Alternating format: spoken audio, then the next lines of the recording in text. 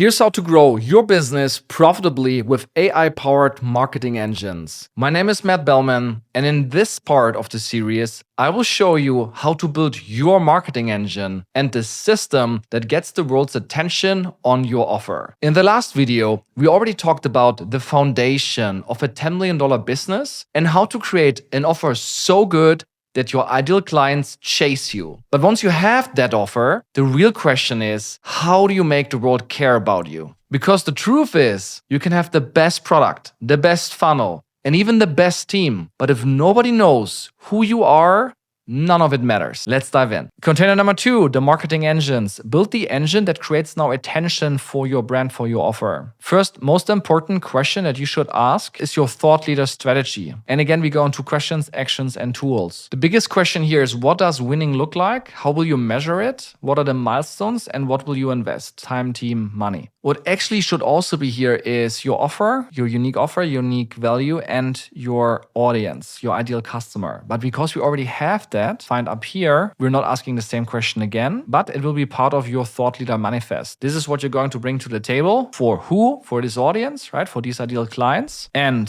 these are the goals and metrics and milestones that you're going to hit. And these are the channels that you're going to focus on. Awesome. The question is, who is the right brand face for this? What is a brand face? A brand face is the face of your content. Why do you need that? Because people buy from people, especially in the era of social media, which I call, as you might know already, business media. There's 5 billion people out there on business media, and it doesn't matter if you sell B2C, B2B, unless you market to Martians, your customers are on business media. Therefore, which brand face do you pick that your clients trust the most? And figure out who do they trust already the most. You can do this through interviews. You can by now know them as well, that you know what type of profile they would trust most. And then you look in the connections that you have. So who outside of your current team will they trust most? This could be UGC creators, it could be customers, it could be partners. And who in your team will they trust most? And that doesn't have to be you. You know, you don't, as a founder, you don't have to be the dancing bear. It can be someone that is the ideal client's aspirational character that they look up to. Not in all cases, that's you. It can be someone else because, let's say, they are British and their English is very great and they communicate in an outstanding manner. That's their strength in marketing and sales. And for some reason, that's appealing to exactly the right customer in the US. Then perfect, go for that. So the actions are identify the right clients, UGC creators, partners, team members, and whatnot. And there are tools like the sourcing playbook and the brand phases playbook. I will do more videos about that. If you're really interested in that, just leave a comment below. Once you have the brand phases worked out, you want to create unique, valuable content. Right now, social media, business media is full of AI slop, meaning people that are using Claude and ChatGPT and many other tools to just spam the world with shit that no one cares about, hoping that people will engage with it and then buy from them. And yes, you can automate a ton, but it's shit in, shit out. If you have not thought about what you will put out there, your unique, valuable content, you will not get any engagement and you will rather be banned by the algorithm. So key questions are, what advice can they apply today? What does it mean? These are actionable insights, tactics, workbooks that they can use to ideal clients to immediately get a return on their time invested of watching your content. And they're like, oh, awesome. This is free. I got so much out of it. Now there's more trust, right? So you do all of that to create trust. What are your contrarian beliefs? Why is that so important? Because in today's age, the person that goes viral, the person that is being looked at is the person that is contrarian. If you say the same thing that everyone else out there is saying, why would anyone listen to you? They've already heard it. That doesn't mean it's bullshit. It has to be true. What's the thing that everyone believes, but that is BS, and actually the truth is different? And then you want to focus on that. Yeah, so that's your contrarian belief. Who have you transformed? These are your customer, your success stories where you worked with them in the past and you made them successful. Here's an interesting one. Quite often you have worked with people already, where you changed their life and you help them and they're big fans and they like you and they're excited. But your new offer is different to what you sold them. I think you can still interview them. You can still get a testimonial because what you're now doing is you're rephrasing the messaging of your offer, but you're delivering the same value, just in a new message that resonates with more people. But the transformation is likely very similar. So you can use that transformation where we work with this person one-on-one, or it happened to be that transformation, which you now want to productize monetize or want to sell as a unique dedicated offer, you can actually say that you transformed this person because you have, okay? And then which stories make it real? These are your personal stories of your upbringing, war stories, whatever happened in your business that they will stumble upon too to make this super real and trustworthy. Okay, so key actions, you want to define your content pillars. So actions, transformation, thought leadership, and personal stories. And then the formats. You can learn from the masters or let's say from what works right now on social. Of course, strong hook, and then it could be a listicle. Content inspiration engine will provide you with the right content pieces so that you see which formats are working in the market and also which content. Then you create a content bank and actually also a B-roll bank or a picture bank. If you will focus on LinkedIn later, you need to have a picture of yourself that is, wouldn't say intimate, but trustworthy and shows your personal side. For YouTube, you want to have a B-roll bank that shows videos of you standing, walking, eating, on vacation, on the plane, talking, interacting, serving clients, whatever, okay? That's important to later have good material. So what are the tools? Content archetypes, we'll do another video on that. Your content IP and visual ID. I really think it's not just about the words that you say, but also how they look. Yeah. So for example, even here, you see, the text just looks better when it's not long, short, long or whatnot. And then these colors are meticulously picked. And then this branding and this gradient, you know, it's all connected. The font, everything is considered and intentional. And that ultimately is your, call it personal brand, your company brand. I don't care. In the end, what's the visual ID that stands out from what the others are doing? Think about pattern interrupt in the feed. What is something which just like visually will stand out? Yeah. So it's not just about, hey, let's create a cool brand. The question is what will interrupt and get people's attention? Value assets and CTAs. What are the hooks, the things which your customers, your ideal prospects are craving for? You know these already because you've spoken with them. You know what their problems are. What is the thing that will make them want this? Burning need, burning desire to get. And here an interesting story is many people, founders selling product, offers, features, if it's software, goods, doesn't matter. They complain that, yeah, it's right now not important for them. We're more like prior B. They have other things that are more important. This is what the value asset fixes because the value asset is so urgent. It's such a small element of it that hooks them in to leave everything else aside and just get this value asset right now because it will be game changing for them. But then once they have it, they realize, interesting, that's awesome. But in order to really use it or grow their business, whatever the desired outcome is, they need the whole thing. So the value asset makes your product, your offer a priority. Good. So then CTAs are key, which means call to actions, so that in the end, you're not just pushing content, but you're making them take action. Your bios need to be strong so that it's very clear with a glimpse without having to read a ton what you are about. And then you want to have a brand brief. Why do you need a brand brief? Because you will work with editors, with copywriters, with so many freelancers. You don't always want to explain what you're about. For that reason, with the brand brief, they see exactly your visual ID, your content IP. They get access to your content bank, B-roll bank, to your archetypes, to your brand faces, to everything. That will help you to leverage yourself once you're pushing quantities. All right, next you want to build your content muscle. Biggest question is, and this is so interesting because everyone I work with, they always have excuses why they're not posting. And they think it's so easy, you just have to post something,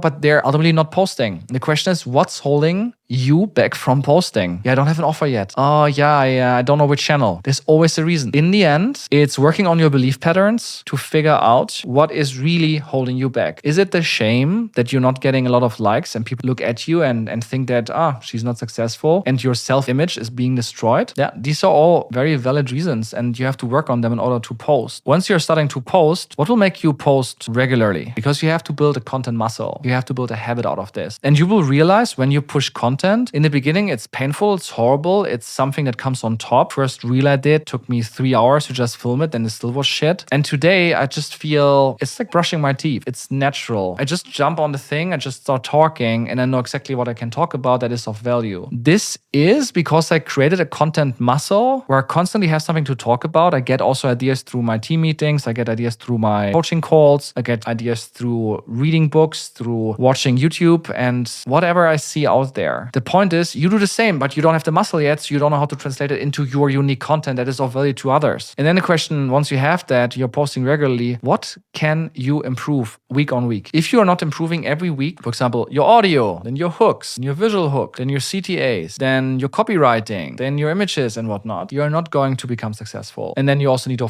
of course, ask yourself, what did you learn? Okay, once you got that, here are the key actions. The thing that everyone, also the social media coaches all say, just do 100 100 posts. I think Mr. Beast came up with that, who's the biggest YouTuber of all time. And the reason is it doesn't matter what you actually post. Thing is, do 100 posts, track that. So every single day you do a post, track that, and it will build out that muscle. It's less about what you post, it's more about that you post. And then you can set channel milestone. What is that? For example, I worked on the first reel 3 hours and it still was shit. Today I can do a reel in minutes in the car while my send it somewhere and then it's going to be published. It takes me minutes. So a milestone could be either you have a certain amount of engagement, which is fine and cool, but sometimes takes some time, or you combine it and say, or when you're able to hit the threshold of what you should post on that particular channel. If you, for example, post 7 times a day on LinkedIn, that's too much. You're diluting your effort and it's not going to be helpful to grow. So once you are in perfection on the quantity on LinkedIn and the algo hasn't catched up with you yet, you can actually then repurpose that and, for example, go from LinkedIn to either short form content on Instagram or long form content, YouTube long form content, or you go into blog articles. Depends. Yeah. So we look at your funnel soon, but that's a question. That's a milestone that you can set once you're there. What are the tools you would use? Content idea prompt engine. There's a video and prompt that you can use. Just grab it, look on my channel. Then there are playbooks on how to do short form, long form videos and text. I will do a video about them. I don't have that yet. And then how to really crack LinkedIn, which is so different from the other channels. It's text-based. It's cringy because you celebrate, hey, we just launched this. Congratulations, right? But that's where business owners are. They're, by the way, also on Instagram, TikTok, and YouTube because they also are normal people like us. Yeah, and then there's, of course, Instagram and YouTube. What works there? There's different engines for that. And then writing. You have to become a good writer. I always underestimated how important it is to be able to communicate well. How will you create a strong offer? How will anyone buy your offer if you are not able to communicate your offer? Even there it starts. So your content, your marketing, your sales, you're a product tech guy and you're good on that. So you just focus on the features. I get it, but these features are supposed to be used by someone and they have to be on an AI with text on it in a format that makes sense. If you cannot communicate that well, your product will suck, which is another red flag, green flag. Red flag, oh yeah, you're so deep in the product that your product is so good that in the end people will just come by themselves. BS, red flag. Green flag, marketing and sales is part of the product, maybe is even the core part of the product, maybe even is the product, because if I can communicate well what I'm selling and I can market that so that people get why they should use it and then they also get it, yeah, and they use it, oh, perfect. That actually works. And that's what people then talk about and what grows. So delivery, attention, distribution, marketing, sales in today's age, it's not obvious and clear. It's more important than the product. Boom, contrarian take. And then, of course, ads. Ads are just such a back burner, a rocket, if you know how to use them. More about that soon. Next big thing. Your strategy in place. You know who delivers that. You have your unique content built out and you are posting. Let's fast track the whole thing. Let's scale it up with content engines. Question that you ask yourself, what can I learn from the masters? Who are the masters? People that are super successful, either in your niche or adjacent, so that the content is still relevant, or you can repurpose things from over there in your business. To give you an example, how Apple creates a culture and identity and the branding helps you to repurpose that to create also really cool branding. So you can make your branding so exciting for your software that it feels a bit like, okay, inspired by Apple, right? So what can you learn from the masters? How can you smoothen the process of content creation? Because this year is going to be painful. This is going to take some time. But the masters, they're shipping, take to Hormosis again, 1,036 content pieces a month with just 2 days of work where they just show up, they film the content, they leave again because everything is prepared by their team. This, of course, wasn't like that from day one, but you can get there if you smoothen the process. And also, how do you create your feed? That's really important. Think like watching out what you eat. You can eat pommes or you can eat French fries all day and chocolate, which is what the algorithm will do in order to get you hooked. Or you can actually be cautious about it and intentional and say, all right, I will watch these people because I can learn from them. Blah, blah, blah. What you can also do is you create a second account, and that account you create everything, because on your primary account, maybe you have friends and family and other people that you want to follow, and that's not helpful. So create that second account, and there you just want to create, because the algorithm will just give you then the content that is the perfect material, raw material for you to repurpose. The best creators are the best curators, okay? You're not like, it says unique, valuable content, I get it, but it doesn't mean you have to come out of the woodworks after thinking 5 years deep in a cave about this one new thing that no one else has ever talked about, how it's going to work. To give you an example, right? Hormozi just did a $100 million launch